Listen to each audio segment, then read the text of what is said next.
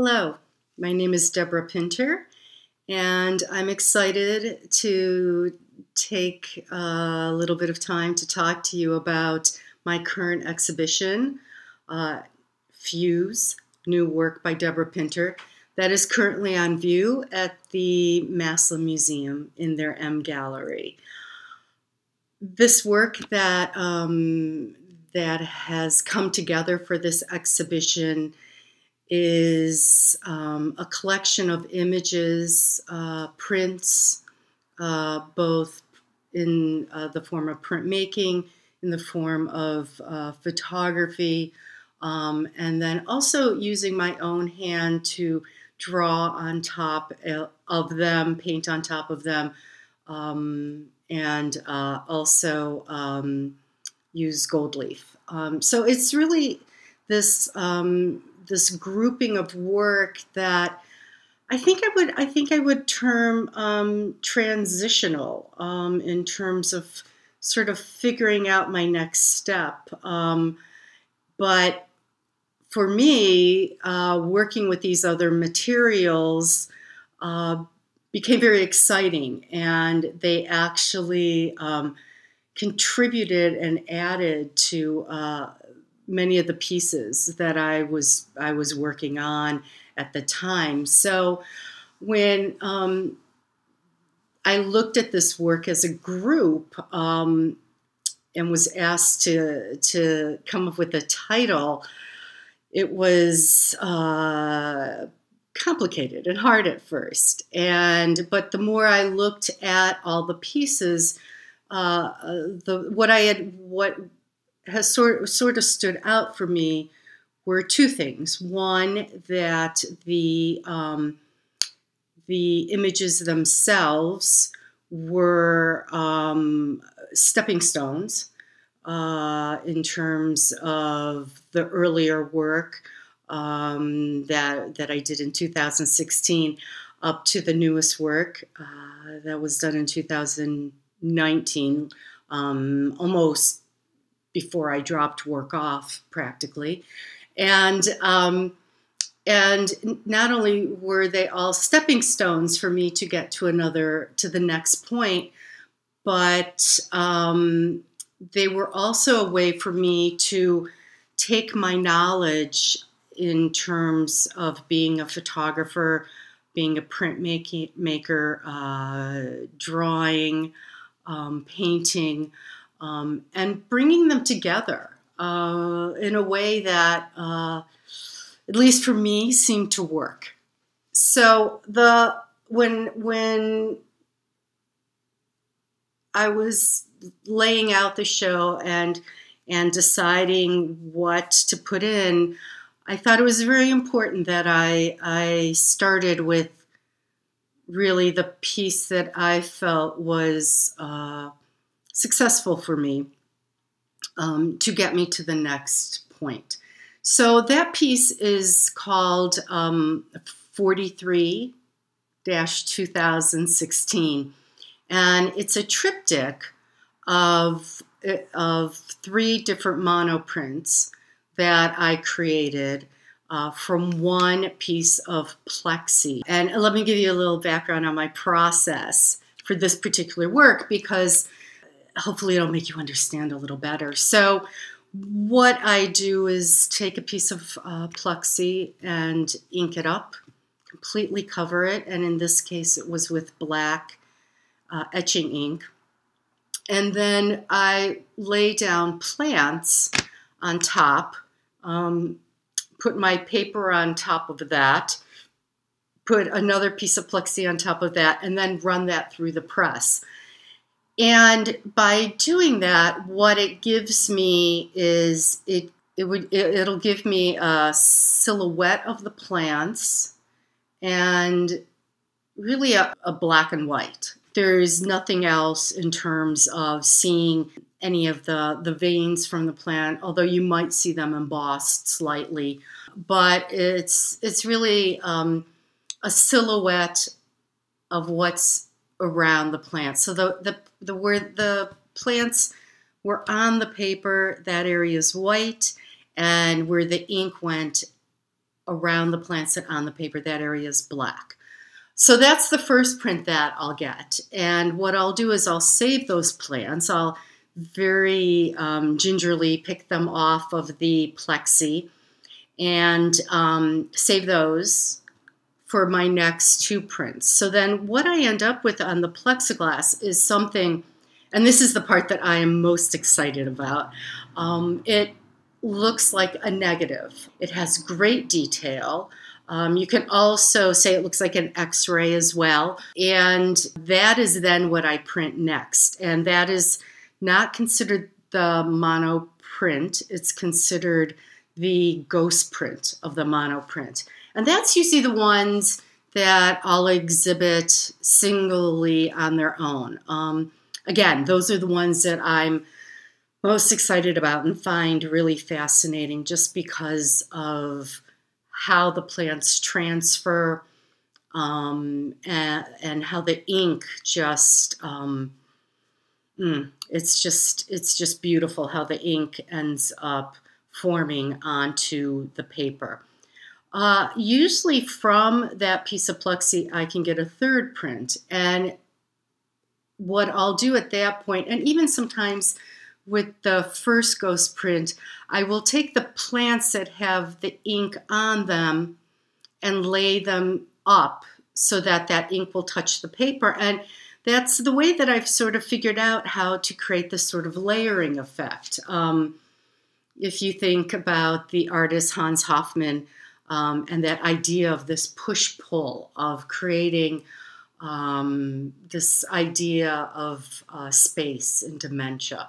And that's really what I'm trying to do with that particular body of work. And very excited and very happy with the results that I've gotten from those.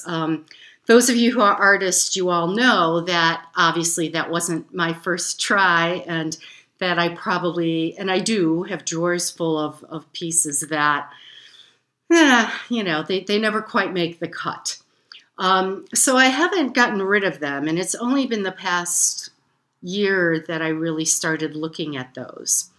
And the reason why I bring those up, because of the very last print that I ended up doing within this group of different types of work. It has a lot of gold leaf on it, and it's titled 11-2019, and that one has a lot of has watercolor and gold leaf, and that actually came from one of my early prints, which I knew didn't work the way it was, and there was something to it. There was something I really loved about it, but I also knew that it needed something. And so I felt that because that piece for me sort of took everything full circle and brought it back around for me, that it works. And so I really wanted to have this range of imagery from work that I started in 2016, and then a piece that I literally had just finished that also was not printmaking, but brought together my experimenting with gold leaf, or variegated gold leaf, as some of it's called. The piece that most shows the use of this variegated gold leaf and is my largest piece that I ever tried to make to date. Again, a triptych called The Three Graces. And that piece itself, I wanted to challenge myself. I really wanted to make an image that was different from what I had done before, that I really had to think about, and I wanted to, again, just push myself. I think most artists in their lifetime really want work that's challenging, that will push themselves to a new point. And so The Three Graces is from images that I took probably back in 2014 2016 over by the Cleveland Botanical Gardens in the wintertime, and I panned the image of these leafless trees, and I had them, and I just didn't know what I wanted to do with them. And so years later, as how it works, I finally figured out the process that I wanted to try and that I wanted to use to sort of represent and honor this image that I took of trees. So what I did was I printed them out. I have, as you see, the 3 images, and then I printed them out on 3 separate sheets of drawing paper that you can use to run through an inkjet printer. And so I was fortunate enough to have access to an inkjet printer that prints 44 inches by whatever you need. And so I ended up playing around with some of the different prints and figuring out how much of the print I wanted to show in terms of tonality. Did I want it to look exactly like the way I took the print, or did I just want sort of a faint outline of the print? And I sort of settled on something in between, because I knew that I wanted to use my own hand and rework the prints. I was very interested in doing some watercoloring as well as the variegated gold leaf. So the three murals took about a year off and on, working on them and getting them to the point that I was happy with them. So that's sort of the explanation of the 3 graces and where that came from. And oddly enough for me, I rarely title the work in terms of giving them proper names, but this particular piece, I always knew that it had a title, I had the images, it was just finding the right process for me to create them. So there's 2 other groupings in this exhibition of pieces.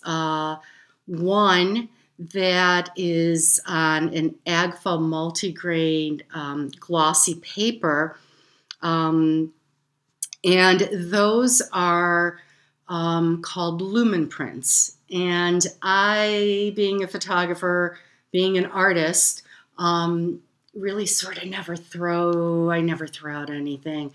I always think I can use this material for something. So I had old photo paper in my supply area, and this AGFA paper, I mean, for those of you who remember AGFA before they closed, fabulous paper, but when I went to use it to just try and make a regular print, I would get nothing.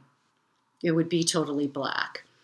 So I came across a process. A friend had used this process a few times, and the process is called a Lumen process. And I was able to use the same idea of laying plants on the surface, but instead of taking it through developer and stop and fix, I put it directly into the fixative.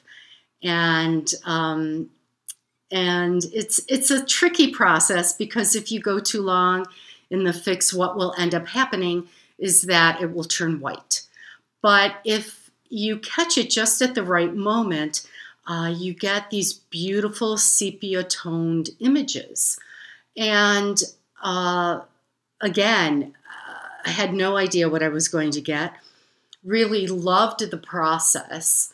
It took me back into the darkroom, which was very exciting for me to do.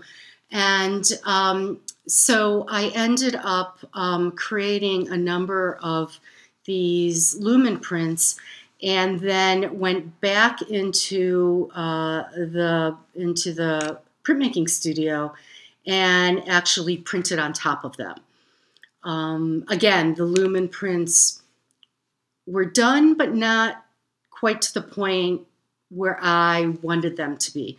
So I experimented again, and I wanted to figure out what would work best and what would really sort of bring my work together. And by printing on top of that, it created a connection, it created a fusion between the other work that I was creating. The last body of work that, that is hanging in the gallery is a body of work that is from a series that I called my Dendrite series. And I call it that because, again, these are images of trees, but I've taken one part of the image and I've flipped it and then flipped it again, so that it creates this really interesting pattern that is, again, manipulated, for lack of a better word, printed them on photo paper and then went back in and drew on top of them with charcoal, and then in this particular group using gold, silver, copper pencils that I applied. And I call it the Dendrite series because it reminds me of the dendrites that you'd find in your brain. It's the sort of intertwining and interweaving of how you put these sections of images together. For me, a lot of all my work that I create relates somehow to the body, or this idea of birth and death, rebirth, and how, you know, especially in this time, you know, we're only on this planet for a short period of time when you think about the big picture, and part of that stems back to some early childhood illnesses where I spent a lot of time looking at x-rays, particularly of my back, and the curvature of my spine, and rods being inserted into my spine. So with a lot of my pieces, you'll see leaves and sticks and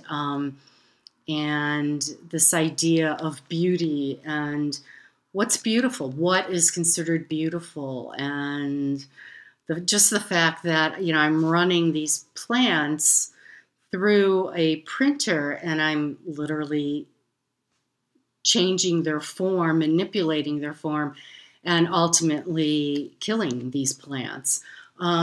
So again, a lot of what I do relates to this idea of this manipulation. So I want to read to you and talk to you a little bit more about the title, because it was hard to figure out the title, and once I came up with this idea of fuse or brought together, I asked a number of friends, you know, can you suggest any readings? Can you suggest anything that would work with this idea? And a friend of mine suggested reading Dylan Thomas, and I wasn't quite done with the work that I was doing, and I was excited to find one particular poem that spoke to me. I'd like to read the poem now that inspired the title for my current body of work. The title again, The Force That Through the Green Fuse Drives the Flower, and it's a poem by Dylan Thomas. It's one of his earlier poems, and it goes like this.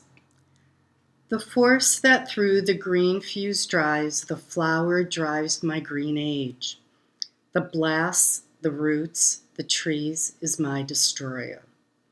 And I am dumb to tell the crooked rose my youth is bent by the same wintry fever.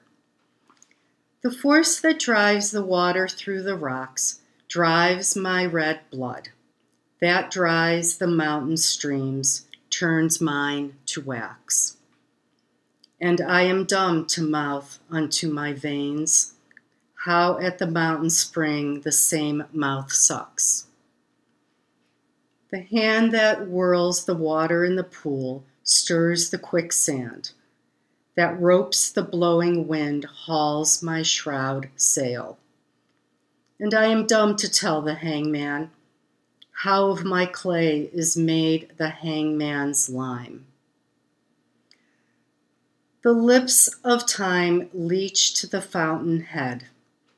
Love drips and gathers, but the fallen blood shall calm her sores. And I am dumb to tell the weather's wind how time has tickled a heaven round the stars. And I am dumb to tell the lover's tomb how at my sheet goes the same crooked worm. This poem for me not only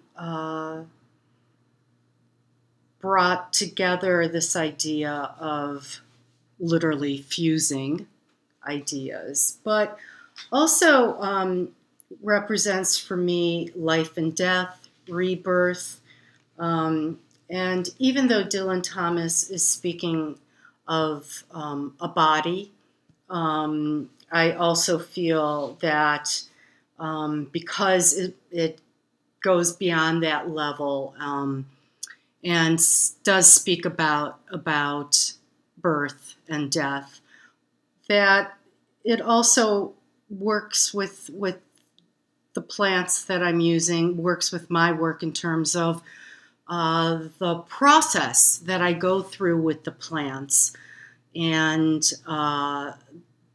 this idea of birth and death. So for me, it's so exciting when everything comes together, and it did. And I feel that at this point, there'll probably be more work that will be made that will go into this idea of fuse and will relate to this Dylan Thomas poem. And I probably will be adding that type of work, creating that work that will be added to this particular body of work, I'm probably for the rest of my life. Thank you so much for spending a little time with me to talk about my work. And again, thank you to the Massillon Museum and Emily and Alex, especially for their continued support and guidance with this exhibition. I feel so lucky to have had an exhibition at the museum. It's just a phenomenal place, and it continues to expand and grow.